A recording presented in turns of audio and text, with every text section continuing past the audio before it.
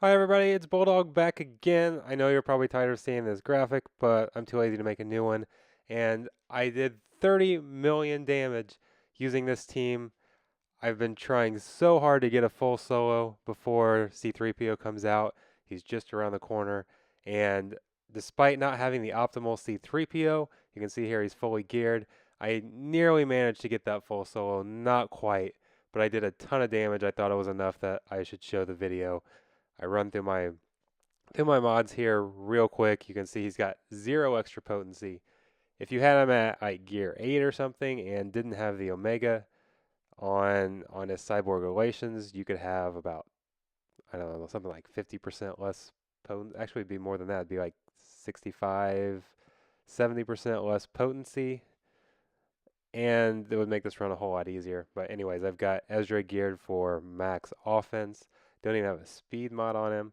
I've got CLS gear. I actually geared him for potency a little bit, and that did, I don't know if it made a huge difference. It did give him some more turn meter.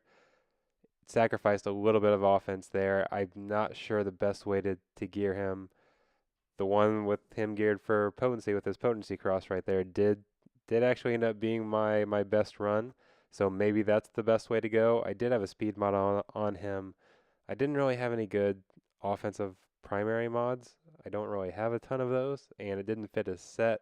So I stuck the speed mod on there. Scarif Rebel Pathfinder was a huge difference maker. It makes the run very hard to set up. I've been trying this since my last video to get it down with Scarif Rebel Pathfinder, and it's really a pain to get it set up. But once you get that set up, it it becomes much easier to complete your loop. And if you've got the proper C-3PO for this, which a lot of people are going to have now with the new event, you don't have to get to the second topple, so that makes it a lot easier. And then I've got BB-8 modded for offense as well because he's basically mainly going to just be doing damage. I could have I don't have a lot of great offensive mods. I didn't want to ruin my ship arena and take off um some of my regular arena mods or anything like that. So I didn't gear them as well as I could have, but they are modded for offense. And I know some of you might be confused if you haven't seen the verse video. I'm going through this kind of quickly, so I'll walk through what we need here. So first off, I sent in a dummy team just to take out the isolate from Treya. So that's why Treya's isolate is on cooldown. Just sent in my 4 weakest characters that got one shot real easy. And then the first goal is to take out these lightsabers as quickly as possible and get to that first topple. What we're going to want to do is get to the second topple.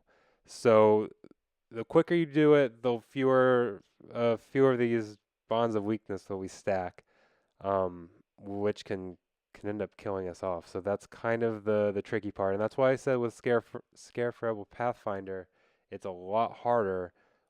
Previously, I had Han in here, and he could just take out the lightsabers just like that. Could hit through foresight, so none of that really matters. I use standalone here to clear those bonds so that on the after Treya comes back up here, those bonds are reset and we're not doing as much damage. And that's going to allow me to get to the second topple. You'll see I barely get to the second topple. And this is kind of a struggle because if anybody gets dazed, the run's basically done. Especially on this when she comes up from the second topple. If obviously you don't have any revive mechanism other than SRP there, so nobody can die. So it gets tough. I took one of our previous runs. I spent about 30 minutes just trying to get this set up and get to the second topple, and I couldn't get it. Finally, in this run, I actually got it on my second try, and I could have done a little bit more damage here probably before the second topple, but I didn't want to have a long run before I got to the second topple and then not get there, and then I go back in and the raid the phase is halfway done and I don't get to try again. So I did kind of I kind of let this one go here pretty quickly. Didn't focus on getting a lot of damage before the first topple. If you did not have C-3PO's ability Omega, you don't need the second topple. So the lightsabers add 10% stacking tenacity every time you kill one of them. So right now Trey has plus 30% tenacity. She's going to have plus 60% tenacity on the second topple. The just the if you even if you had him at gear 12, just dropping the Omega on that ability for C-3PO that stacks potency, it is basically going to reduce everybody's potency by 30%, since most of the time they're going to have 3 stacks of translation. So we could be starting the run now if I didn't have that Omega, and it makes it very easy to set up. It's very easy to get to the first topple. It's the second one that's kind of the struggle, and I did take a little while here. I'm kind of waiting for this to go through before I explain it. But anyways, the lead for CLS gives 5% turn meter anytime a debuff is resisted. So that's why we want Traya to have this high tenacity. We want pretty much no potency on any of our characters except for Commander Luke, and that's because Commander Luke gives 5% turn meter to everybody when he inflicts a debuff. So whether it's resisted or he inflicts it, it doesn't matter for everybody else. Everybody else gains 5% turn meter either way. He gains 10% turn meter if he inflicts his debuff. So that's why it can actually be better for him to have some more potency. He gets plus 30% potency for being a hero during this raid anyways. So potency on Luke can help that way. So here we got lucky that nobody got dazed. So many times I'll run this and a couple of things can happen. Either one of the lightsabers will have foresight, which they do here, but it's not going to end up being a problem because they got it after they attacked.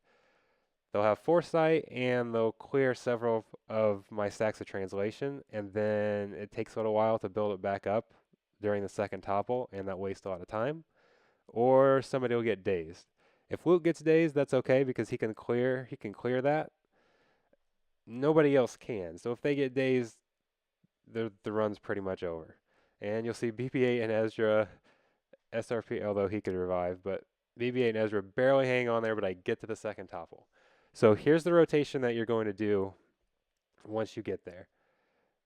C-3PO is going to call his mass assist, and he's going to do this every turn because whenever he uses a basic ability, anybody who has 3 stacks of translation gets their ability cooldowns reduced by 1. So he calls everybody, that includes BB-8. BB-8 calls a random resistance character, which can only be C-3PO in this case. So C-3PO uses his basic ability once every time he calls his mass assist. So that's one usage. We've got to get a second one, and that comes from Ezra. Ezra's going to call. You can call either BB-8 or C-3PO to assist, and that's going to trigger another basic from C-3PO, which is going to reset his cooldown to 0, so he can use his mass assist every single time. And Ezra's assist is on a 3-turn cooldown as well. So by getting those 2 assists, his cooldown will reset. You can call either BB-8 or C-3PO. Whoever you call is going to gain 40% turn meter, which is big in helping completing this loop. So usually I call C-3PO because I want him to get that turn meter. Occasionally I will call BB-8. Usually I only do that before he's going to use his ID and give everybody buffs, which can be a little bit dangerous to use, but BB-8's going to get turns. BB-8's going to get turns a couple reasons. He doesn't get the turn meter from Luke's lead, but he does gain 1 when Luke inflicts a negative status effect. And then he's also going to gain turn meter from SRP's basic, which gives everybody 15% turn meter. And that gets used during his turn, and then when C-3PO calls everybody to assist. So BB-8 doesn't gain turn meter as fast as everybody else, but he is gaining turn meter here, which is very different from previous videos and previous attempts that I've done where Luke didn't have potency and where we used Han instead of SRP. So there are a couple tricky things to watch out for, and the biggest one is that you can't have Ezra or C-3PO going out of order. C-3PO goes, then Ezra has to go, and then, well, it's actually okay if Ezra ends up going back to back twice. You can get a little bit of turn meter lag there, but you can't have C-3PO go twice before Ezra goes once, or his cooldown doesn't get reset, and it really screws things up. And that's what's going to that happened to me once here. I made a mistake, and it cost me my solo. I still got 30 million damage, but let's actually skip ahead here real quick. We'll jump back to where this is at. Um, just so I'll show this full run just so I have proof that I did 30 million damage. But I'm going to skip ahead to the part where I had an issue so I can show you guys what can go wrong and how difficult this actually is, just because this run took an hour and you have to focus the entire time, or you can have these little things that you don't catch that ruin the run. So it is not a fun run to do. Not at all. I've been trying to do it just to prove that I can solo it. I will probably, once I get this solo down, or somebody gets this solo down, I will probably never do it again because I don't actually need it to get top 10 in the Sith raid. And even if I did, I don't think I would care about the gear that much to waste an hour every single time. I know I won't. I'll never do this again once I get it once. I just want to do it to prove the point. But anyways, here, we'll skip ahead real quick. So what's going on right here is that Ezra needs to be the next one to go. C-3PO is already gone. Ezra has to go next. I fail to recognize that C-3PO has the potential to gain enough turn meter to tie with Ezra and potentially jump him. So what I should have done is not used SRP's basic, um, so that we don't want everybody gaining turn meter. So it might result in a little bit of gap not having that turn meter gain, but it's better to have a little bit of gap than the huge gap we're going to see. So SRP uses that. C-3PO and Ezra end up in a tie. I don't get a call to mass assist, and you're going to see a huge jump in turn meter gain right there. And that cost me my run. Not noticing that little detail cost me the solo, and it's hard to pay that close of attention when you're doing this for an hour. It's easy for me to look back and say, yeah, I should have caught that. When you're going through things an hour, it's hard to stay focused that long and actually see all of that, and it's hard to know where everybody's at exactly on their turn meter. Was C3PO at 85% here? Is he at 80%? We don't have exact numbers. We just have this bar where you can't see exactly where they're at, which makes it hard to make decisions. So it can be a little tricky. It's a pain in the neck to run. I don't recommend doing this for fun, but I wanted to prove that it can be done. I feel like this proves that it can be soloed. If I hadn't made that one mistake, I would have gotten that huge jump in turn meter cost me. At the very least, it proves that if you have a weaker C-3PO, you can definitely do this, because you could have done this. I'm gonna get what is it, like 70% or something, or I can't remember my total percent, but 30 million damage, and it's almost all done after the second topple. This could be the first topple if I didn't have that ability on C-3PO. Could have done 30 million damage on the first topple and then had a whole nother topple left to go. You can't, I was not able to go onto a third topple because, well, I think BB-8 ended up dying at the end before the third topple anyways. But even if he hadn't, if you look up at the cooldowns, isolate's off cooldown. So somebody's getting isolated, and that's going to ruin this loop. So I don't have too much more to say about it. I'm gonna let this keep playing. I'm gonna kind of fast forward it because I didn't like playing it for an hour. Nobody wants to watch it for an hour. I realize that, but I do want to have the whole video up again, just for proof that I actually did it. So we'll speed this all up, and I'm gonna stop talking. I'll play like my intro music or something. Um, but there's not much exciting to see. One thing I I will mention, I can't remember if I mentioned already, with the Illuminated Destiny for BB-8, it's going to speed things up a lot using his buffs, and I did try to do that a lot to help speed things up. If I haven't mentioned, this took me an hour. When you use it, you should make sure that you are only using it after Ezra's turn. Don't use it after C-3PO's turn, because if Ezra goes twice, it's not a big deal because you can use his basic and then C-3PO call a mass assist, and it's going to pretty much get Ezra near his turn meter anyways by the time the rest of the team goes.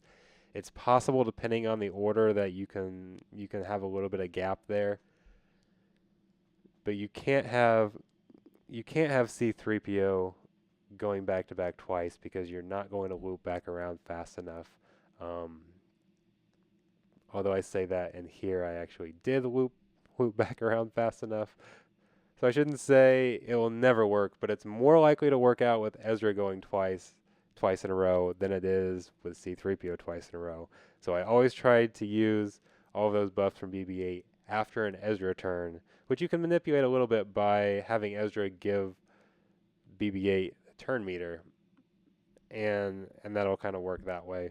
But the giving all these buffs can be dangerous because you completely you basically bring everybody to 100% turn meter, and then it's random on who goes in what order. And if that order doesn't work out right, it can leave a little bit of gap for Trey to gain some turn meter.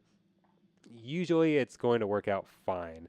It would take bad luck for it not to, but it doesn't take incredibly bad luck. It's very very possible um, for that to happen. So that's one thing to keep in mind. I think I would have been better off never using those buffs, but I just wanted to get to get through it faster. I could tell the run was going to be pretty good regardless, so maybe I do 32 million instead of 30 million damage if I hadn't gambled with some of these, but that was okay in my mind. So again, I'll speed this up and let things play. But thanks again for watching. It's with C-3PO coming out any day now. We are going to see an actual full solo. I tried my hardest to get it, but I couldn't quite get there. But if you weren't convinced before that it's possible, you should be now. Now it's up to CG to see what they want to do with this. I'm begging you, please just leave Finn because we can do the solo anyway, and having the Finn solo was so much more tolerable than this solo. It's difficult to do, it's hard to set up, it's time consuming. Nobody likes this. There's an advantage if you don't have a maxed out character. So it's a terrible solo. So CG, please do not make this the best way to complete the raid for all of our sanities. I will finally get off here. I've tried to say that like 3 times. So thanks again for watching. As always, like, subscribe, all that fun stuff that I never promote enough like I should. Have a great night, everyone.